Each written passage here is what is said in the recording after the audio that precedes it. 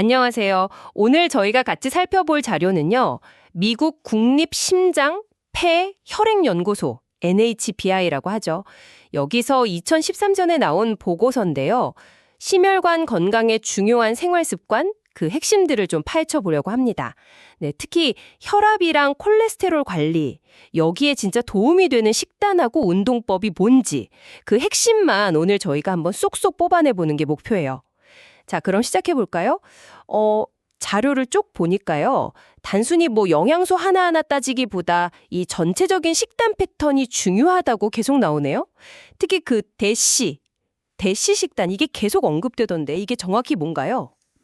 아, 네, 맞아요. 그 대시 식단이라는 게요. 기본적으로 과일, 채소, 그리고 저지방 유제품 이런 걸 좀 많이 먹고요. 반대로 포화지방이나 뭐 전체적인 지방 섭취는 줄이는 그런 방식이에요.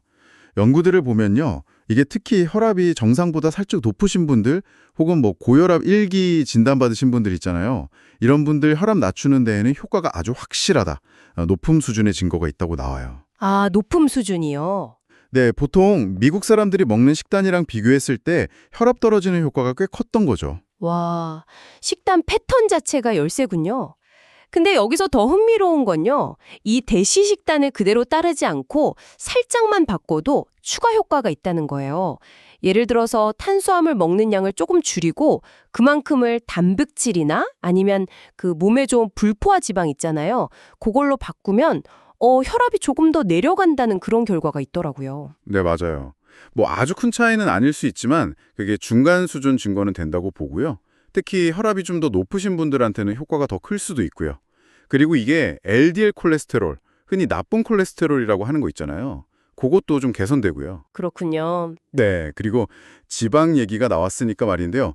포화지방 섭취를 확 줄이는 거, 이것도 정말 중요합니다. 총 칼로리에서 포화지방 비율을 한 14~15% 먹던 사람이 이걸 5~6% 수준까지 확 낮추면요. LDL 콜레스테롤 수치가 눈에 띄게 떨어져요. 한 11에서 13mg 데시리터 정도요. 이것도 높음 수준의 아주 강력한 증거가 있어요. 와, 11에서 13이요? 꽤 큰데요? 네, 그렇죠. 그리고 포화지방 대신에 이제 불포화지방, 뭐 단일이든 다중이든 그걸로 바꿔 먹는 것도 LDL 낮추는 데 도움이 되고요. 아, 그리고 트랜스 지방. 이것도 줄이면 LDL 감소는 물론이고 HDL, 그 좋은 콜레스테롤 있잖아요. 네네. 그거 올리는데도 좀 긍정적일 수 있다. 뭐 이런 중간 수준의 근거도 있고요. 알겠습니다. 지방 얘기는 그렇고 그럼 이제 나트륨으로 넘어가 볼까요? 사실 짜게 먹으면 혈압 오른다 이건 뭐 상식처럼 다들 아는 얘긴데 이 자료에서도 역시 강조하고 있겠죠? 네, 그럼요. 하루 나트륨 섭취량을 2400mg 아래로 더 좋게는 1500mg까지 줄이면요. 혈압이 확실히 내려가요. 이건 뭐 아주 강력한 높음 수준의 증거로 보고 있습니다. 다양한 인구 집단에서 다 비슷하게 나왔고요. 그런데 전문가님, 여기서 제가 좀 궁금한 게 생겼어요. 방금 나트륨 줄이면 혈압 내려가는 건 높음 수준 증거라고 하셨잖아요. 네. 근데 이게 그럼 뇌졸중이나 다른 심혈관 질환 사칠 위험을 높인다는 증거는 낮은 수준이라고 되어 있더라고요. 혈압에는 분명 안 좋은데 질병 위험이랑 직접 연결짓기엔 근거가 약하다. 이건 좀 어떻게 이해해야 할까요? 아, 그게 아주 중요한 포인트인데요. 맞습니다. 이게 관찰 연구들을 보면 나트륨 많이 먹는 거랑 뇌졸중이나 심혈관 질환 발생 사이에 관련성이 있긴 한 것 같은데 문제는 사람들이 평생 얼마나 짜게 먹었는지를 정확하게 측정하는 게 너무 어려워요. 네, 그래서 방법론적인 한계 때문에 나트륨 섭취 이꼬르 심혈관 질환 위험 증가 이렇게 딱 단정하기에는 아직 증거가 좀 부족하다 이렇게 보는 거죠. 물론 혈압 관리 측면에서는 확실히 줄이는 게 좋지만요. 아하, 그렇군요. 측정의 어려움 때문이군요. 그렇죠. 근데 반면에 칼륨 섭취를 늘리는 거 있잖아요. 이건 혈압을 낮추고 뇌졸중 위험을 줄이는데 도움이 될 수 있다는 중간 수준의 증거가 있어요. 그러니까 나트륨은 줄이고 칼륨은 늘리는 이 균형이 중요해 보입니다. 나트륨과 칼륨의 균형 중요하네요. 알겠습니다. 자, 식단 얘기는 이 정도로 하고 이제 몸을 좀 움직여 볼까요? 운동 효과 이것도 떼놓을 수 없죠. 네, 운동 중요하죠. 특히 유산소 운동. 이게 혈압 낮추는 효과는 정말 강력한 증거가 있습니다. 높음 수준이에요. 여러 연구 결과를 이렇게 쫙 모아서 분석해 보면요. 평균적으로 수축기 혈압이 한 3에서 5 mmHg, 그리고 이완기 혈압은 2에서 3 mmHg 정도 꾸준히 내려가는 효과가 나타났어요. 오, 3에서 5 정도면 꽤 의미 있는데요? 네, 그렇죠. 그리고 이게 재밌는 게 원래 혈압이 정상인 분이나 아니면 이미 고혈압이 있는 분이나 다 효과가 있다는 거예요. 아, 모두에게 효과가 있다. 그럼 콜레스테롤은 어떤가요? 운동하면 콜레스테롤 수치도 막 좋아지고 그러나요? 네, 유산소 운동은요, LDL 콜레스테롤하고 VHDL 콜레스테롤, 그러니까 보통 나쁜 콜레스테롤이라고 부르는 것들이죠. 이걸 낮추는 데는 효과적이라는 게 아주 일관되게 나타나요. 이것도 높음 수준의 확실한 증거가 있습니다. 아, 나쁜 콜레스테롤에는 확실히 좋군요. 그렇죠.